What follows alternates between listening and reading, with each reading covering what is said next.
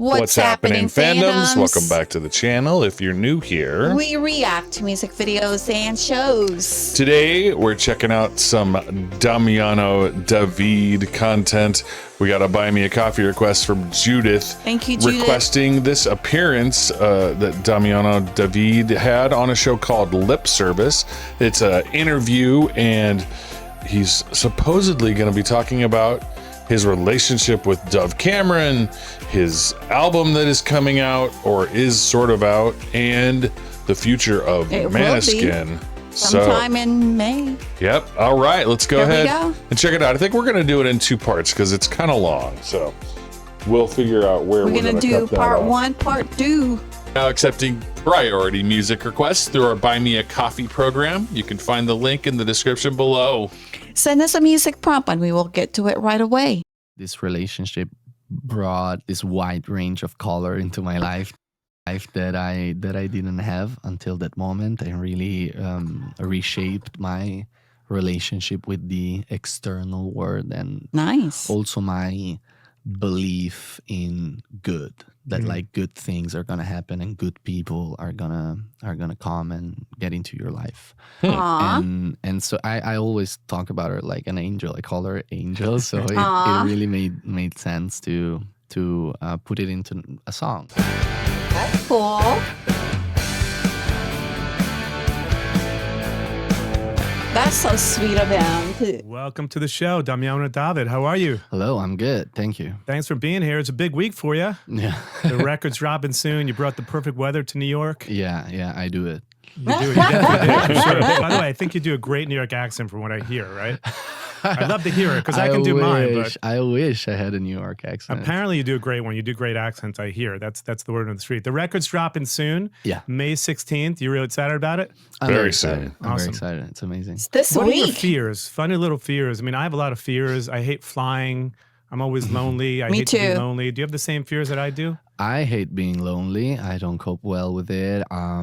Yes, I have a lot of fears. I think in general, the album was a way for me to actually see my fears and kind of face them. And in order to do it, I had to overcome the majority of that. So that's why of the title. And I think the whole process, it's actually the storytelling of me trying to handle my fears. How did the title come about? Is it that you also hate flying? Because I also hate flying, so I feel like it's something we can relate to.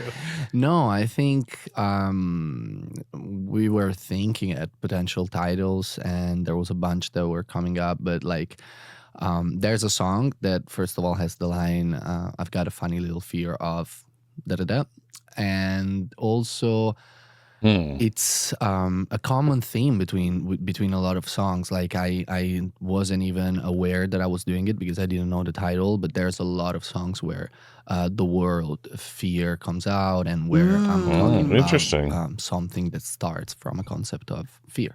Well, there's so much to get into. A friend of mine works at Italian Vogue, and years ago she told me about the band, and she said, you were on the cover actually not too long ago, and she said, there's this great band from Italy. They won Eurovision. You're going to love them. And I said, there's never really been a rock band from Italy that's really made it that I can remember. So did you feel like you faced some skepticism early on coming from Italy and try, because there aren't a lot of rock bands. I mean, I know Fedis, he does hip hop, but there, if you think about rock bands from Italy, not a ton of them, right? Yeah, but I don't think it was because of our nationality. I think nobody really cared. Actually, if anything, there was some kind of like charm with us being Italian. I think that it was hard for us to scroll off our skin the talent show artist, because we did the X Factor, we did the Eurovision, so there was a lot of people that see us as this talent show kind of artist, but we always use them as a tool. And, you have to. And not like a goal. So. Early on, I think you got a call from someone that worked at X Factor, and you were sort of skeptical yourself, and you said, I don't really want to do this because it doesn't feel like it's right. Or maybe you didn't believe it was a real thing, right? You know, when you don't do it, there's a lot of rumors about X Factor, American Idol, whatever it is, like about talent shows in general, that they're like this machine that eats you and kills you and everything. And I think that there's been situation where it was actually like that, but it was not ours. Like for me, my opinion on talent show is positive because they might be a huge trampoline, you know. Yeah. Well, take me back to the beginning, how you first It got happened into to some music. I think people. both of your parents were flight They're attendants, so lucky. you got to travel the world, which is pretty amazing. What's the best place you went to? I spent 2 birthdays in Thailand when I was a kid. Amazing. Which Wow. that's pretty. I'm one of the very few kids that can say it. We've been to Tanzania. We've been pretty much everywhere until the company failed, and so it was not as fun anymore. But no, yeah, they're both flight attendant. They were both flight attendants. They're retired now. But I think that like my first approach to music was thanks to my dad. He's a huge listener. My first memories are like REM playing in the house.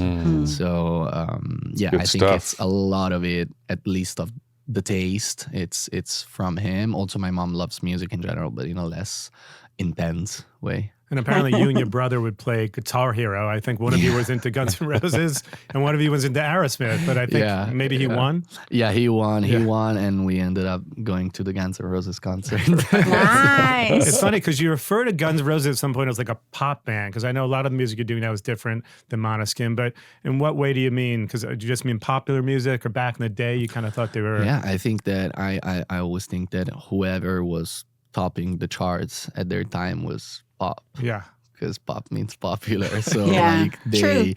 dominated their time, and Oh, they yeah. were pop. Like it sounded not like the pop that we all think about, but it was the pop of that moment. For sure. True. Were you rebellious as a kid?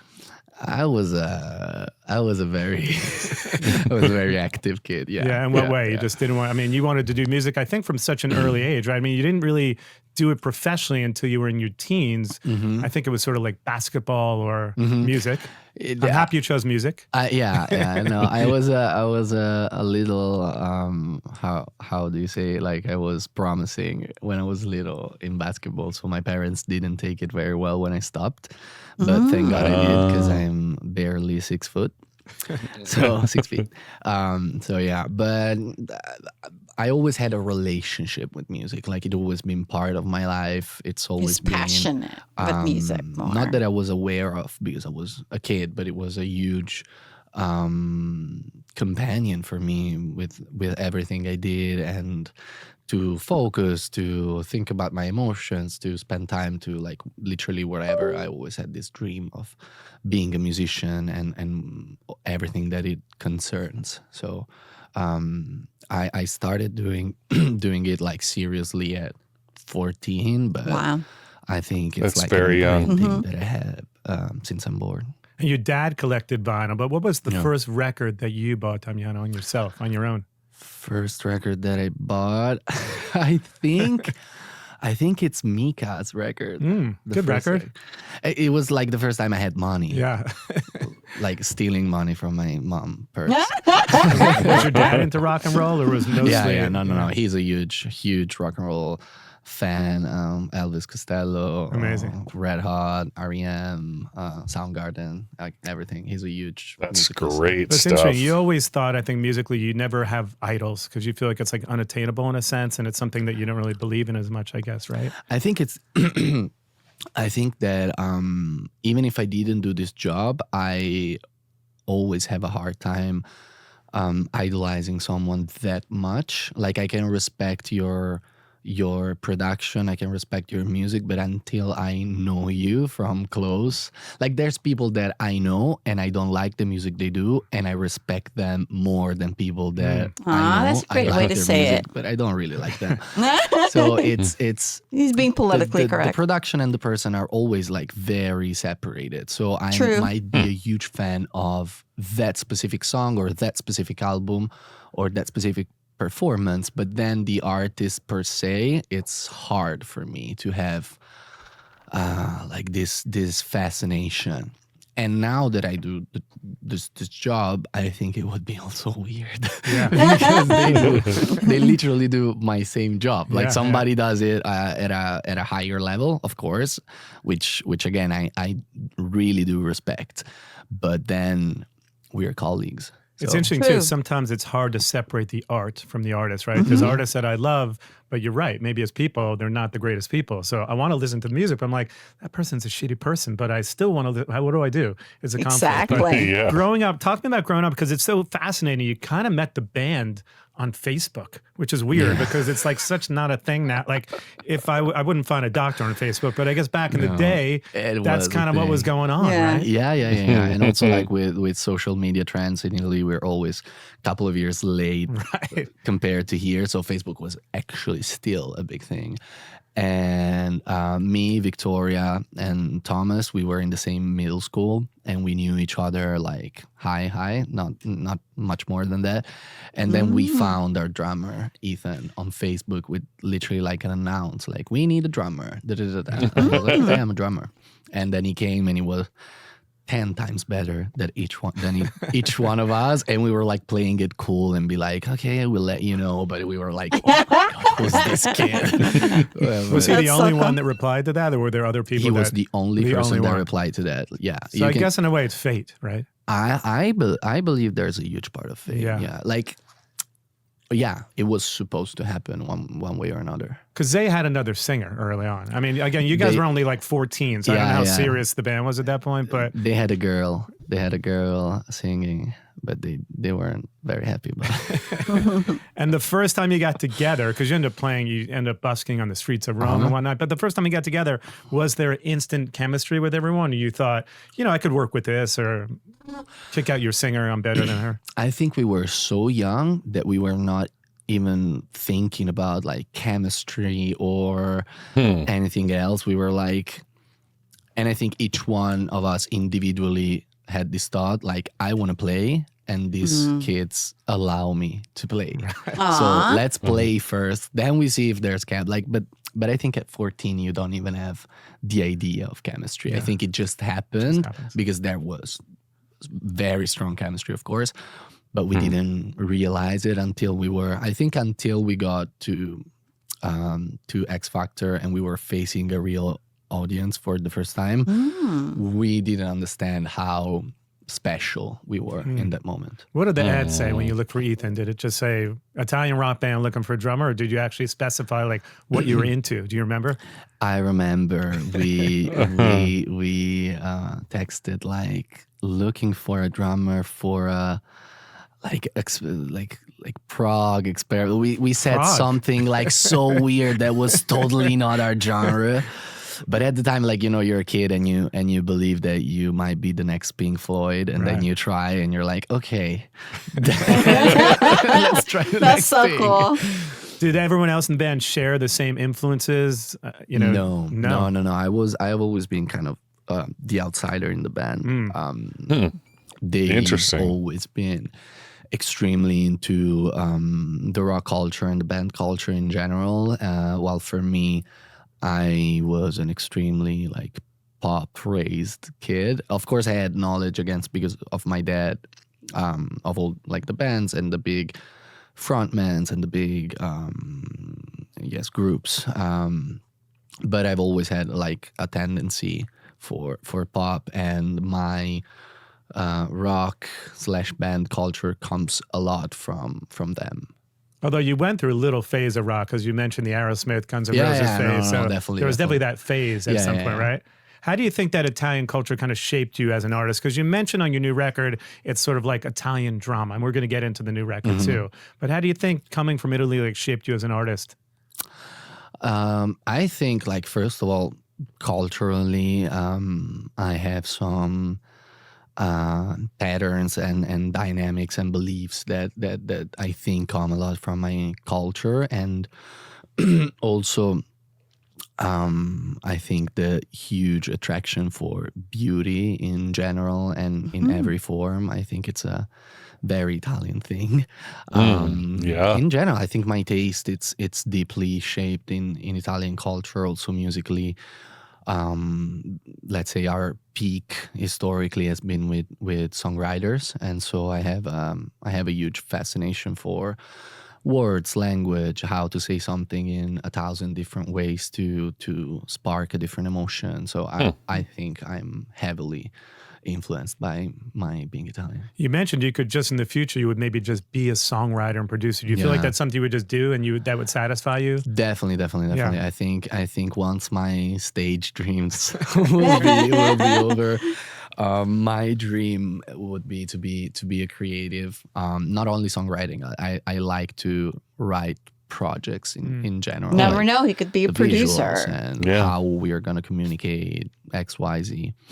It's very fun for me. Well, talk to me about X Factor, because early on you got on the show and then obviously you ended up winning Eurovision. But that show in particular, we talked about it a little bit, but some of the contracts early on for a lot of those shows were pretty scary for artists, right? When you first got into it, because you're like sort of signing your life away, and I'm sure there's a lot of artists on American Idol that just, who knows, they're sort of controlled, sort of took like out his K-pop and what's jacket. happening in that business. So was it a bit scary for you early on to be winning, those shows and think, I don't know, I have a different view of the music business at this point. No, we were first of Sexy.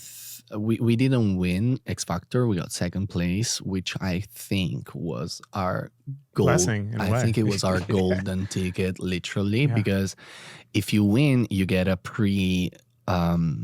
pre-formed contract that it's that. Good and thing you they didn't cannot have a change it. contract. If you get second place, it's up to Sony to decide if they want you or not. Right. And they wanted us. So they get like wanted first right us. of refusal on the artist. Exactly. Right. And they decided that they wanted us. So we had an actual music contract. Was still not the best, Right. but I think it's also fair that it's not the best at the beginning, because I go to the X Factor as a no one and they give me Yeah. a millions euros production, and they give me 5 to 10 million people watching every night, whatever it is, watching every single night, every single day with the daily. They tell your story, they make you into someone. So I mean, it's kind of fair that for the first album I kind of, give back that True. charity that Sure, they did to yeah. me, So it was fair. It was not the best contract, but it was fair.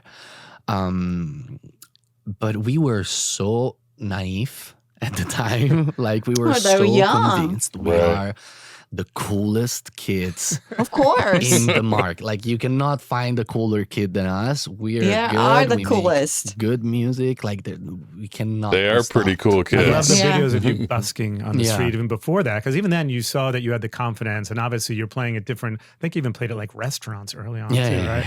And that was there ever a point when you were doing that where you said to yourself, "I don't know, maybe this isn't going to work out for me"? No, because and I mean it's also been easier for us to not fall into this thought compared to other people that try for like years and years and years, and they always had like the door shut in their face. We tried for a year and a half with restaurants. It was not the best, but again, we were kids and we were having fun, and we didn't have expenses or bills or That's true. house loans to pay. Now, what are you playing at these restaurants? Are you playing like Italian songs or No, not no, Guns no, N' no. Roses? I mean, they're not people- Not Guns N' Roses, but like covers of everything. Like we went from Nicki Minaj to Interesting. I don't know, like Dub FX, which is this like independent beatbox artist. Wow. Ragamuffin stuff. Damian Marley. Like we used to do Everything. literally everything. We were kind of a jukebox. We had so many songs. That's radio, great. so- So all the time. Yeah, we were kind of a jukebox, actually. What was Well, the they- most amount of money that anyone ever helped gave you as a them tip to- on to the be street back in the who day? they are I think, today. like a single person gave us like 50 euros. Wow. Right off the bat. Yeah. You got a meal from that.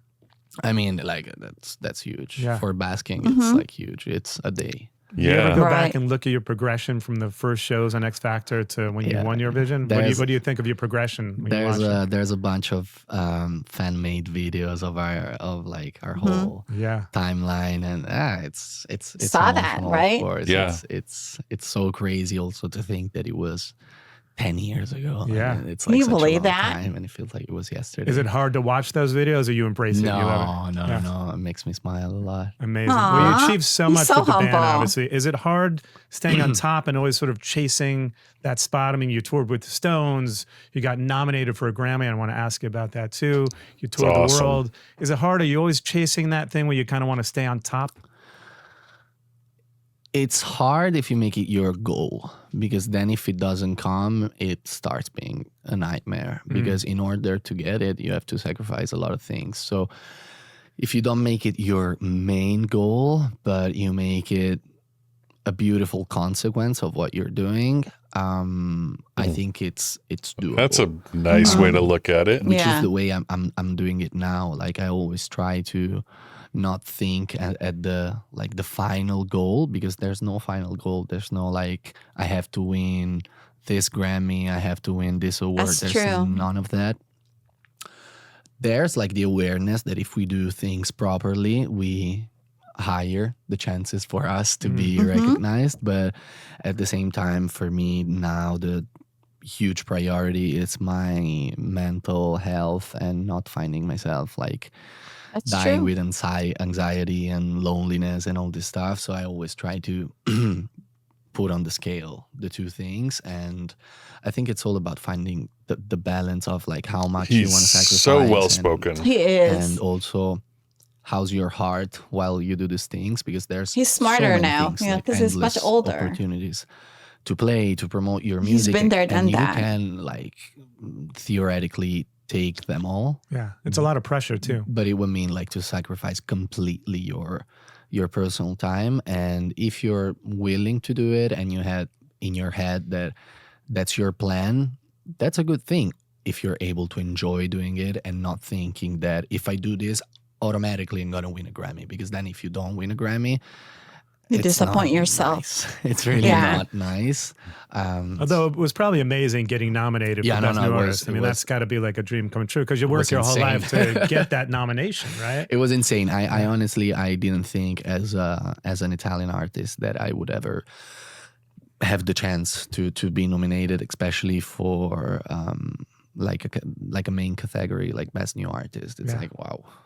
Incredible. So, what was that moment like for you when you get that call and someone says, "Guess what? You got nominated"? Yeah. It's a big celebration Yeah. moment. Honestly, yeah, it's quite unique. What were the high points? Because obviously we spoke about touring with the Stones and getting the Grammy nomination, but is there one moment where you said, I feel like I've reached my pinnacle? Because obviously we were going to get into your solo work and your new record, but was there a point where you said to yourself, I feel like I've achieved so much now, you know, from opening up with the Stones to touring and doing all the major festivals? You sold out MSG, you sold out Wow. the Forum, pretty big achievements, Pretty Yeah. especially amazing. for a new band.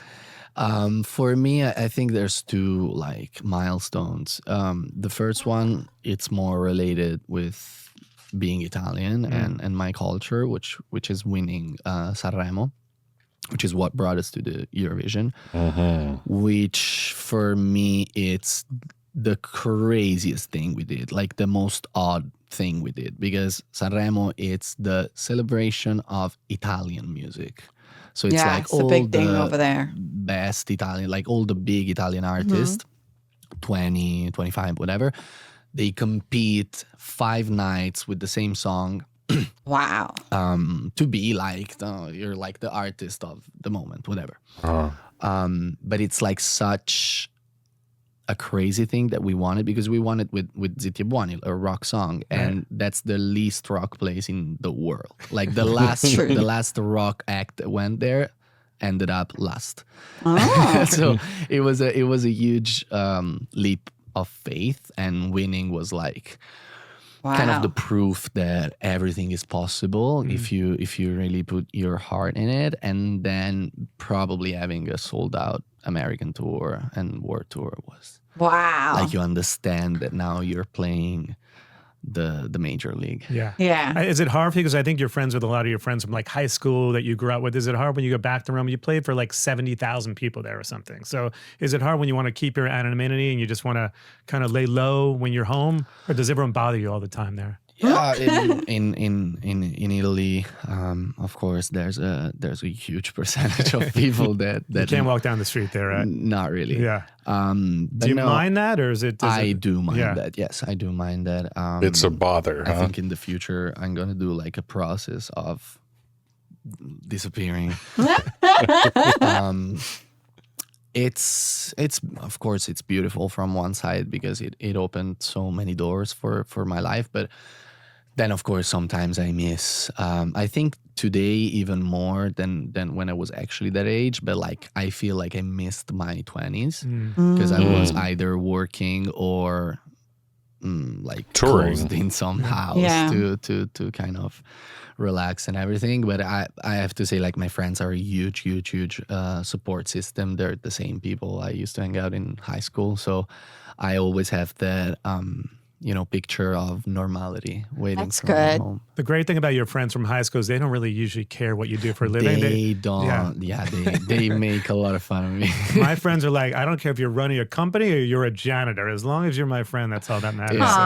So that's amazing. So talk to me about the new record. It's exciting. Like I said, it's a big week for you because May 16th, the record drops. When you go to the band and you say, I think I want to do a solo record, are they upset? Are they supportive?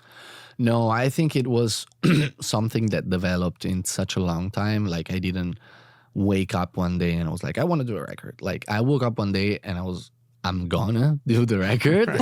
But there was a lot of, like, I wouldn't call it preparation because I don't have to prepare anybody, but like there was a common shared knowledge that one day this project was gonna come. And so when I told them, it was just like, oh, okay, finally happened, In a way, I guess it's healthy because when you eventually come back to the band, it's a different perspective on things, definitely from everybody. And also, I think I chose the right time because we were on a break anyways. So I tried to timing be as makes a big respectful as difference. possible of the band, a body of work. Did you feel like you needed to take a break after being on such a high? Yeah, because it's a lot, right? When you're touring the world and most people want to tour, but they don't want to tour for 12 months. Maybe they want to tour for 7 months and be with their family and their loved ones. Yeah. So did you feel like you were at that point where you're like, I just need to take a break for a minute? Yeah, because for how things went and happened, we basically never stopped since 2021, since Sanremo, Wow. because after Sanremo we had Eurovision, and after Eurovision we got big in Europe, and so travel Europe, and then after Europe, America came in, and we were like, what are you gonna do? You're not gonna go to America? Let's go to America, and then first American tour, and then first world tour. So like, it's been insane crazy. 4 years. All focused on working, and I wouldn't say traveling chasing alone something is because we weren't chasing, but like really running tiring. after all the opportunities that we were having, and it brought a lot of joy and satisfaction. But at the same time, at one point you burn out. But You in a way, burn there's out a a little. pressure to always remain on top because then your team grows. Before you know, you have pressure to write a hit every. It's like not every song. Sometimes you write songs for yourself, and you're not writing a song. I mean, of course, you want other people to hear them, but it's also because you got to do it because you love it. So there is that pressure that comes about the better and better you do. So in a way, I guess stepping away for a moment was probably healthy. Yeah, I think definitely kind of taking 2 steps back and see the larger picture and see like, if I keep doing that, what's going to happen in 4 or 5 years from now? What are the areas of my life that right now are in danger? What are the things that you have to take more care of that I kind of left behind in these years? Do you think there's a transparency in the music industry now? Obviously, it's so much different. Back in the day, you had like record labels fueling like drug habits of people in the 80s to now. And then, the contracts like we spoke about, some of those TV shows. But do you feel like there's an overall transparency of like the record business now, or do you think it needs to change? I think it needs to change the way labels build artists. Because there's no one now that it's like believing in something and working to make that happen. Now it's like, write a bunch of songs, publish it on TikTok, and if you have a viral moment, we're gonna start giving you budget to do stuff. Which is fortunately not my case, but it's the case of a lot of artists right now. And I feel like there's a lack of creativity and a lack of, not talent, because I think there's a lot of talent around. There's a lack of will to look for talent. There's a lack of will to fail, like acceptance to fail. Right. To not The labels make only want people who are biggest already record ever, successful. but to make a record that is gonna open the path for the next 10 years of career of somebody. Definitely. And there's a lot of like one artist. This is the artist of the year. Let's do everything towards that artist, which is kind of weird. But you're has, right. like, A lot of waves. labels will say, if your hit goes viral, we're going to put money into you. Yeah. But it's so fascinating. Was it a conscious effort early on, the image of the band and the fashion sense? Because you have a great fashion sensibility. Like I spoke about, you were on the cover of Italian Vogue, which is pretty amazing. Did you ever talk about it or just came naturally for the band? No, we were already by ourselves, a little different from the other kids, styling wise. We had a more of a personal style, even individually. But then when we got together, you kind of see it more because you see your partners and you're like, oh, you're weird, just like me. So it was kind of, love we that. didn't talk about it because we were so little, but I think there was this common feeling and knowledge that our looking different from the other kids was a point of strength for us. And so we, since the very start, we started being like, okay, we go play there, we need the outfit. We're not gonna go like in sweaters and stuff. Like we need the fit, we need to be cohesive because also we had very strong the image of the band and not like the singer and his three fellas. And so like it was not like you have to look cool and we are dressed in like black in the background. It was like everybody, each one of us has Style. has to have their Personality. Yeah, their moment to shine. You know, like the guitar solo, the bass solo, the drum solo. Like everybody needs to They have. That's important. be present and visible, but also like you need the treat sometime, you know, like maybe that solo is not the best idea, but who cares? Like have fun. We're playing, like it's all about having fun. So, And if you think about some of the best bands ever, like Zeppelin, they were all individuals, and that's what made your band so great. Is the band supportive when you do your solo record? I mean, what's the status of the band at the moment? I'm guessing you'll get back at some point and do music again, right? we're good. You're good. Yeah. Yeah. Okay.